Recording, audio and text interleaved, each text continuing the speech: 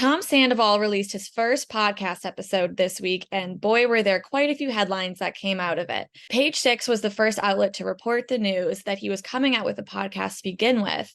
And not only was he just announcing it, but he came out with this very interesting promotional video where he walked up to the screen and proceeded to take his shirt off. And the producer kindly reminded him that, Tom, this is a podcast, aka audio only. And he kind of had a strange reaction in saying that the viewers will know his shirt is off, whatever that means. One of the first things that he talked about was that he has been sober for the last 5 months.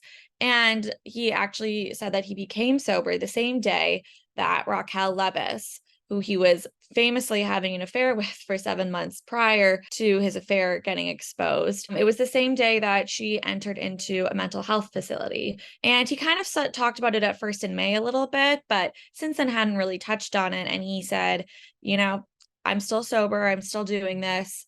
And that was the first kind of big bombshell that he dropped. The second major headline to come out of this interview was a very candid moment where he admitted that he was, quote, very, very close, end quote, to contemplating suicide, which is obviously a very sensitive subject. Your ability to snap out of it goes away. He was just open about how, going through what he was going through with the backlash from friends, fans, everything alike took a toll on him.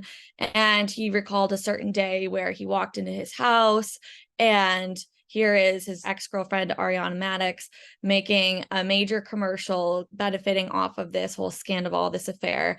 And he said that it really took a toll on him. And thankfully, he said his friend and former Vanderpump Rules co-star Billy Lee came over, helped him out, took him to a comedy show, took his mind off of it. But he still admitted that through everything, it's just been overall very, quote, rough for him. Page Six will be covering all the news from the podcast every Thursday, and you can always check back in here to listen to the podcast that not everyone knew we needed, but I guess we did.